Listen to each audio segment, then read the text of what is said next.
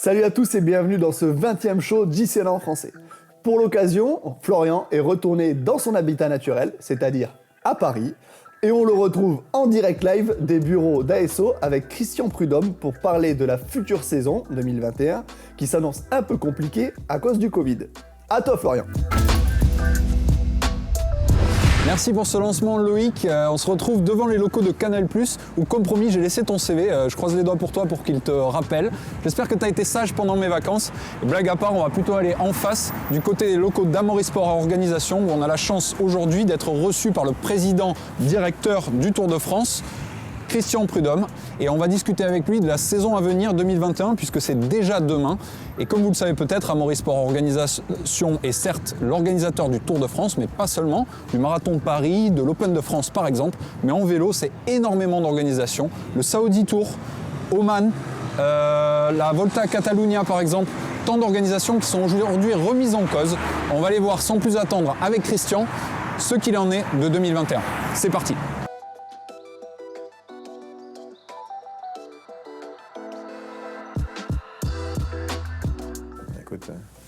Voilà, clap de début. Très bien. Ben merci d'abord Christian Prudhomme de nous accueillir en ces temps complexes ici à Amaury Sport Organisation. Et d'abord au nom de toutes les équipes de JCN et Eurosport, félicitations pour cette année 2020 durant laquelle vous avez réussi à maintenir de très très belles épreuves et faire du cyclisme un exemple pour beaucoup d'autres sports dans la traversée de cette année complexe. Passons un petit peu à 2021 qui s'ouvre déjà sur nous avec la présentation du Tour qui a été faite, elle aussi de façon un petit peu atypique en cette année 2020. 2021 dont on sait déjà qu'elle va être aussi impactée par la crise sanitaire. On a des annulations qui ont été déjà officialisées avec le Tour Down Under. Comment vous voyez cette saison? Comment elle va être impactée pour ASO? Comment je la vois, je ne sais pas. Ce que je sais, c'est que nous avons été capables d'organiser le Tour et que d'autres organisateurs, les 3 grands tours ont eu lieu, etc. La plupart des monuments ont eu lieu aussi, malheureusement pas Paris-Roubaix. Mais donc, on sait que nous pouvons organiser en temps de pandémie. Maintenant, j'espère que lorsque j'ai dit à la fin du Tour, c'était une édition singulière, j'espère que l'avenir ne me démentira pas et qu'on restera sur cette édition singulière. Pour Paris-Nice, dont la conférence de presse aura lieu début janvier, comme chaque année, le parcours est tracé, nous nous préparons déjà à organiser comme l'année dernière. Alors peu ou prou comme Paris-Nice, comme le Tour, etc., mais avec évidemment les mesures barrières, le gel, les masques, etc., un maximum de 3 équipes par hôtel. Voilà, on se prépare à ça. Si ça se relâche, tant mieux. Si les chiffres sont bons et qu'on peut être dans une vie plus normale, tant mieux, évidemment. On ne souhaite que ça les uns et les autres, dans la vie en général, et puis donc aussi dans le sport. Mais on se prépare à ça, oui, à un début d'année qui sera aussi perturbé, malheureusement. Avant Paris-Nice, Amaury Sport Organisation a notamment le Saudi Tour, le Tour d'Oman. Est-ce que ces courses-là, on parle beaucoup d'annulation, est-ce qu'on peut dire déjà aujourd'hui que malheureusement elles ne se tiendront pas? Non, je ne peux pas vous le dire comme ça, mais on travaille aussi à une solution au mois d'octobre. D'accord, donc éventuellement elles se tiendront en 2020, mais peut-être plus tard. C'est ce qu'on souhaite. Disons que c'est plus les jours passent et plus la pandémie, malheureusement, continue à progresser. On le voit aux États-Unis et au Canada notamment après Thanksgiving. Plus on se dit effectivement que sur février ce ne sera pas jouable et en revanche on travaille sur une hypothèse d'après les autres courses, donc après Paris Tour pour nous au mois d'octobre. Une des grandes déceptions de 2020, on l'a un petit peu évoqué, c'est Roubaix qui n'a pas pu avoir lieu. C'est peut-être la seule grande déception de la saison 2020. J'ai une pensée particulière pour les athlètes féminines qui avaient à cœur de participer à cette première édition. Est-ce qu'aujourd'hui vous êtes confiant pour l'édition 2021 ? J'ai cru, je me suis dit à un moment au printemps dernier que la seule épreuve que nous allions pouvoir organiser en 2020, ça serait Paris-Roubaix. Et c'est finalement la seule et les seules même que nous n'avons pas pu organiser. On s'est dit dès la fin du Tour, c'est loin le 25 octobre. Parce qu'on voyait les chiffres de la pandémie remontait, le nombre d'hospitalisations, le nombre de gens en soins intensifs, et on était inquiets. Et puis, il y a eu une réunion une quinzaine de jours avant Paris-Roubaix où là, nous étions assez confiants et où on en est ressorti avec une profonde inquiétude parce que le préfet du Nord, préfet des Hauts-de-France, nous a dit « Oula, ça va être très très compliqué ». Ils avaient une vraie inquiétude, ils ne voulaient pas bloquer la frontière entre la Belgique et la France. Quand sur le Tour de France, vous pouvez facilement bloquer un col. En général, il y a une route, il y a 2 routes, etc., ou 3 routes. Bon. Mais vous mettez 10 gendarmes en haut, 10 gendarmes en bas, puis vous bloquez la route. Là, sur les secteurs pavés, ils sont beaucoup plus accessibles. Donc, puis il y avait ces chiffres qui remontaient en particulier dans la métropole européenne de Lille, donc à Lille, à Roubaix et dans les environs. Et le préfet m'a appelé un soir. Je me souviens, il devait être 10h moins le quart, j'étais en train de rentrer entre le bureau et chez moi, et puis j'entendais mal, ça a coupé, etc. Mais j'ai fini par comprendre qu'il me disait que c'était... Donc j'ai laissé le message. Voilà. Il a mis un message. Et ce message disait, c'est ingérable, c'était son terme, on ne sait pas faire. C'est un monsieur qu'on connaît, hein, c'était lui, quand on a fait le contre-la-montre au Mont-Saint-Michel en 2013, c'était lui le patron, il était à l'époque préfet de la Manche, et c'était le patron des dispositifs. Donc c'est pas du tout quelqu'un qui n'aime pas le Tour, qui n'aime pas le vélo, qui n'aime pas Paris-Roubaix, bien au contraire. Et il m'a dit, je suis vraiment désolé, mais... c'est pas jouable. On ne saura pas faire. Là-dessus, il y a une vraie déception de tous les amoureux de Paris-Roubaix, une vraie déception du président de la région de France, Xavier Bertrand, qui aime Paris-Roubaix. Paris-Roubaix, même pour la région, la nouvelle région Hauts-de-France, il faut expliquer à nos amis qui sont pas français que la nouvelle région, depuis quelques années, englobe aussi l'ex-Picardie, donc Compiègne, Paris-Roubaix, Compiègne. Roubaix, c'est vraiment la course des Hauts-de-France. Et il y est assurément très attaché, donc voilà. Il a fallu faire comme ça. Pour revenir un petit peu au Tour de France, on peut d'ores et déjà dire que cette édition 2021 sera impactée par la crise, puisque il va falloir composer avec l'Euro de football, avec les Jeux Olympiques qui étaient initialement prévus en 2020. C'est un problème qui ne fait qu'être reporté, entre guillemets, mais quelles autres conséquences vous pensez qu'il y aura ? On aura toujours un tour masqué, on aura toujours un tour sans public ? Je suis pas médecin, je peux vraiment pas savoir. Tour sans public, c'est vrai, c'est pas vrai. Parce que quand on regardait le Tour de France à la télé, et mon vieux maître... Pierre Cangioni, créateur de Téléfoot, une émission bien connue de la télévision française, m'appelait pendant le Tour, la semaine où j'étais à Paris, il me dit mais le Tour, c'est toujours le Tour. C'est-à-dire que la force du cyclisme et du Tour de France, c'est le décor. Le plus beau stade du monde, au Maracana, s'il n'y a pas d'équipe de foot, ça ne veut rien dire. Wimbledon sans les joueurs, ça ne veut rien dire. Le Tour, par son aspect découverte, culture, c'est de toute façon quelque chose de beau qui se regarde. Il y a des paysages qui sont absolument formidables. Donc de toute façon, ça on l'avait. L'étape du Grand Colombier où il y a un réel huis clos sur la montée, à Culose en bas, vous avez du monde. C'est-à-dire que quand j'ai regardé tout ça à la télé, j'avais pas le sentiment, moi non plus en regardant la télé, que c'était si différent que ça du reste. C'est le foot, le basket, tous les sports collectifs, oui, pas le tennis même. Là, il n'y a rien, vous êtes au milieu de rien. Le Tour, il n'y a pas ce manque que l'on ressent. Maintenant, évidemment, le Tour de France, c'est de la ferveur, c'est de l'enthousiasme, et qu'on veut retrouver ça. Il y avait de la ferveur, il y avait de l'enthousiasme, mais il y avait naturellement beaucoup moins de monde. Et puis quand il y avait du monde, y compris pour moi, je pense à la Charente-Maritime ou à la planche des Belles-Filles, j'avais presque peur.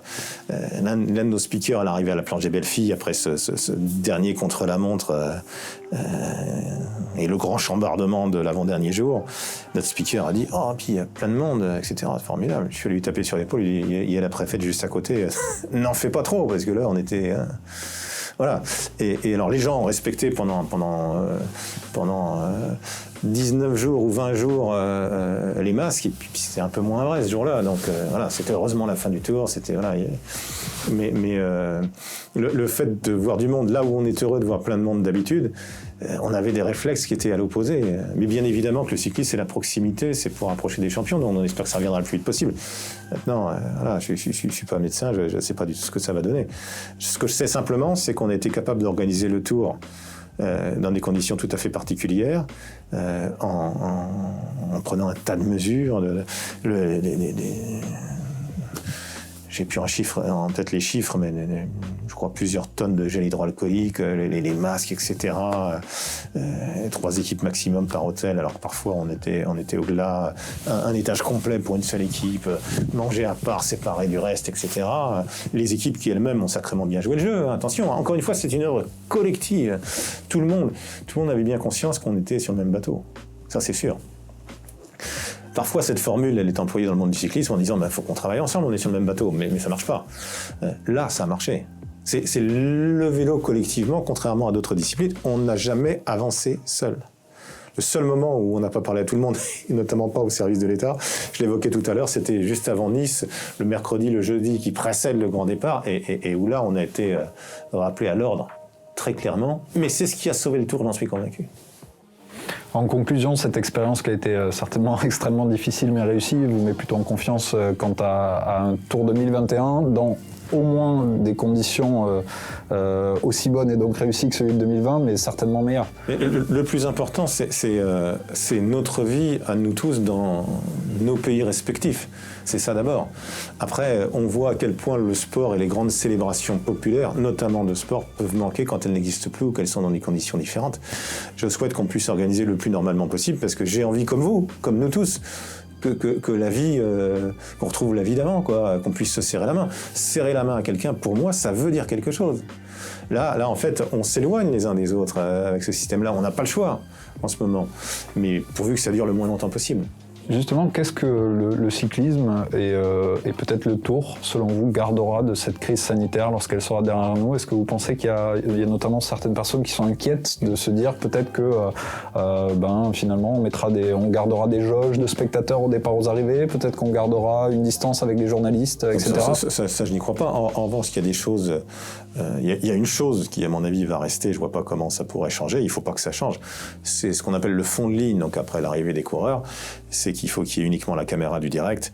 C'était trop dangereux. Il y avait déjà eu parfois des accidents, etc. Là, il faut garder tel que ça a été. Voilà. Je pense que pour vous, journalistes, mais je vous rappelle que votre métier, c'était le mien, et que ma fille sera journaliste demain aussi, donc c'est pas un métier que j'exècre, bien au contraire. C'est le métier de ma vie. Journaliste, le Tour de France est en ma vie aujourd'hui, mais le journaliste, c'est le métier de ma vie. Le fait d'avoir des journalistes suivant leur chaîne répartis, etc. À l'arrivée, comme dans un tas d'autres disciplines, ça existe depuis je sais pas combien de temps, dans le patinage ou ailleurs, sur les épreuves d'athlétisme. Voilà, ça me paraît du bon sens. Maintenant, le Tour, faut quand même jamais oublier que le Tour a été inventé par des journalistes. Donc je vois pas très bien comment on a envie de les chasser. Le plus important, c'est l'exploit des champions, le savoir-faire des champions. Mais le faire savoir, il est aussi très très important. Donc il y a absolument, je disais parfois des trucs, je disais, c'est Dieu pas possible. On prend des mesures pour que la course existe, c'est pas pour éloigner les journalistes. Faut pas un corporatiste de bas étage qui estime que ça n'a pas de sens. En revanche, la sécurité pour ce fameux fond de ligne, elle est essentielle. Et dans un monde, idéal, chacun aurait compris depuis longtemps que c'était pas possible qu'il y ait d'autres caméras que la caméra du direct à cet endroit-là pour des questions évidentes de sécurité des coureurs, mais des gens qui sont sur place, des journalistes, des assistants, etc. Donc ça me paraît une chose, on ne viendra pas en arrière là-dessus, ça c'est sûr. Il faut surtout pas qu'on vienne en arrière, c'est de la sécurité. Et la sécurité, on le voit bien, à quel point c'est important, évidemment. Merci Christian pour cet entretien et votre accueil aujourd'hui. Une question un peu plus personnelle juste pour conclure. Est-ce qu'on peut espérer vous voir en 2021 avec JCN sur un vélo peut-être pour reconnaître en finale d'étape? On vous attend avec plaisir. Pour une fois dans un rôle, un des rares dans lequel on vous a pas beaucoup vu. Et quand on est entouré comme moi d'anciens champions et d'anciens coureurs du Tour, on reste un peu en retrait. Mon palmarès monumental dans le cyclisme fait que je préfère laisser Thierry Gouvenou, notre patron des compétitions, François Lemarchand, Gilles Maignan, tous les gens qui sont avec nous, ou nos ambassadeurs comme Bernard Thévenet ou hier Bernard Hinault, devant un endroit qui maîtrise beaucoup mieux. Je suis directeur du Tour dans la lignée depuis 1903, de gens qui ont été journalistes. Jean-Marie Leblanc avait été coureur du Tour de France et journaliste, mais c'était le seul. Voilà. Laissons chacun dans dans leur domaine de prédilection. Il faut laisser chacun dans son domaine de prédilection. Je crois que c'est vraiment le plus important, dans ce qu'ils savent le mieux faire. J'ai toujours été surpris de voir des numéros 10 potentiels qu'on mettait à d'autres postes et qui, comme par hasard, ne réussissaient pas aussi bien. Voilà, c'est chacun à sa place, ce sera parfait. Bon, pour moi, c'est acté. Thierry Gouvenou est tout à fait disponible. Pour moi, c'est acté. On fera ça en tandem et on mettra Thierry Gouvenou à l'avant, alors. Merci encore, Christian. Avec plaisir. En actu cette semaine, carnet noir pour le cyclisme international, on a appris le décès du jeune coureur italien Michael Antonelli à l'âge de 21 ans des suites du Covid. Donc ça nous montre encore une fois à tous qu'on est vulnérable. Faites attention à vous, faites attention à vos proches. JCN est de tout cœur avec la famille. La Fédération française de cyclisme a annoncé l'allègement des mesures. Donc, pour les personnes majeures, vous pourrez aller vous entraîner presque normalement. Ça reste à peu près la même chose. Donc, 3 heures maximum, 20 km autour de chez vous et 6 personnes au maximum dans le groupe.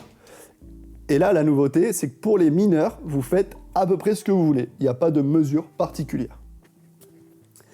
On a 2 super autres nouvelles. On a appris que l'équipe masculine Israel Startup Nation marque l'histoire en engageant la première directrice sportive au sein de ses rangs, qui n'est autre que Chéri Pridham. Super nouvelle, moi je trouve ça génial. Et ensuite, on apprend aussi que Mark Cavendish fait son retour dans l'équipe de Deceuninck Quick-Step. Donc, je sais pas, vous, qu'est-ce que vous en pensez ? Est-ce qu'il va venir et il va tout casser encore une fois ? Ou il va faire une petite fin de carrière tranquille dans cette magnifique équipe qui est Deceuninck Quick-Step ? On enchaîne avec les résultats et c'est du cyclocross. Donc ce week-end avait lieu le Telenet Super Prestige en Belgique. Chez les hommes, on a eu une belle victoire de Eli Iserbyt devant Michael Vantorenhout et en 3e position, Toon Hertz. Les 3 Belges, toujours devant. Chez les femmes, c'est la même chanson, mais avec les néerlandaises, avec la victoire de Lucinda Brand devant Céline Del Carmen Alvarado et Betsema Denise. Retrouvez les courses cyclocross directement sur le Race Pass dans l'application JCN. Allez, on passe à JCN Répond.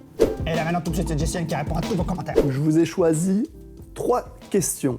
La première qui nous vient de Christophe Schwartz, qui nous dit comment choisir la teinte de ses verres de lunettes de vélo, bleu, vert, gris, teinte rougeâtre et ambrée. Alors écoute, ça dépendra surtout des conditions climatiques. Donc plus tu seras sur un vert clair, plus ça correspond à une météo pluvieuse. Donc tu as le vert classique, transparent, blanc, s'il pleut, très bien, mais aussi le jaune ou le rose ou le persimon, qui sont très clairs et qui permettent d'éclaircir le paysage, quand il y a du brouillard par exemple, ou une forte pluie.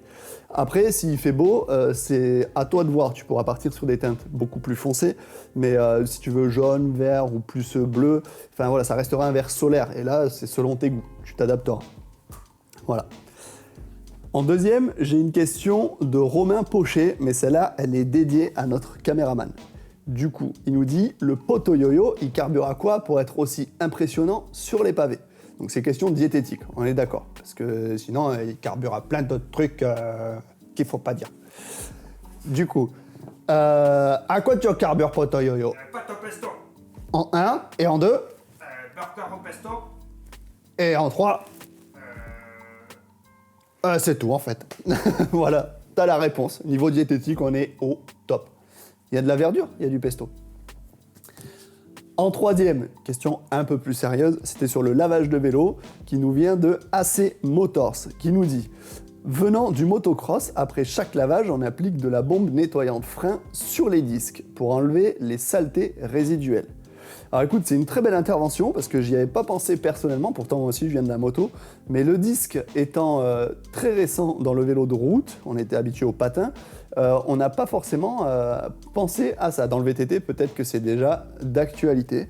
Donc moi je pense que c'est une très bonne chose de nous avoir dit ça, et je pense que vous, les abonnés, vous devriez en faire autant, acheter une bombe de nettoyant frein et pensez à mettre un petit coup sur vos disques de temps en temps, ça décape tout, c'est nickel et ça vous enlève la moindre impureté. Top, super conseil. Pour rester dans le nettoyage d'ailleurs, j'ai vu d'autres questions et même des affirmations qui nous disaient ouais, le Karcher, le machin, le lavage haute pression et tout, c'est pas bon pour les roulements. Oui, mais justement dans la vidéo, je vous ai précisé que j'étais avec un laveur haute pression Muc-Off qui était adapté justement au nettoyage des vélos et des motos. Donc du coup, ça me permet de pouvoir m'approcher des parties plus fragiles parce que ni plus ni moins, si je passe ma main devant, ça me fait pas mal. Alors qu'un vrai laveur haute pression, passer votre main, ça va vous faire mal, voire vous couper. Donc il était tout à fait adapté. Et concernant le séchage, j'avais dit, on peut se servir d'une soufflette avec un compresseur. Donc c'est ce qui se passe chez les professionnels. En fait, toutes les équipes pro, tous les mécanos lavent leur vélo comme ça. C'est dans le vélo depuis des millénaires, même au laveur haute pression, hein, ils le font. Bon, eux, ils font attention parce qu'ils ont des trucs qui crachent un peu plus. Mais sur la soufflette, ça se fait très bien. Et à partir du moment où tu poses pas ton truc sur le roulement, je vois pas pourquoi tu l'abîmerais. Au contraire, tu peux que lui faire du bien en le séchant et en graissant très bien derrière. Voilà, c'est tout pour aujourd'hui. Alors en conclusion, déjà on va dire merci à Florian qui a été dans sa jungle parisienne pour nous ramener cette super interview. On se retrouve mardi prochain pour un nouveau show. J'espère que ça vous a plu. Allez-y, lâchez vos commentaires. N'oubliez pas de vous abonner à la chaîne JCN en français. Et puis c'est tout pour moi. Moi je vais y aller, je vais aller me refoutre dans la flotte. Allez, bisous!